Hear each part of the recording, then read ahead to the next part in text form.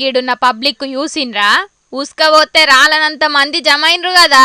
అగో చేతులేవో కాగితాలు పట్టుకొని లైన్లు కట్టిండ్రంటే సర్కారోళ్ళు మళ్ళేదన్నా కొత్త పథకం గిన షురు చేసిండ్రా ఏందని పరిశాన్ అవుతున్నారు కదా.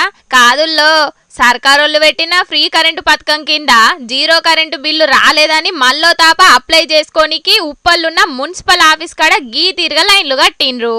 అయితే 200 యూనిట్ల లోపు కరెంటు వాడుకున్నోళ్ళందరికీ ఫ్రీ అని ప్రకటించిండ్రు కదా సర్కారోళ్ళు.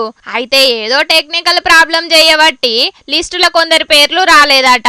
గందుకే గాళ్ళందరూ మళ్ళో తాపబోయి అప్లై చేసుకుంటున్నారు అన్నట్టు. ఇగి ముచ్చట మీద అర్హులైనోళ్ళందరికీ ఫ్రీ కరెంట్ ఇచ్చుడే.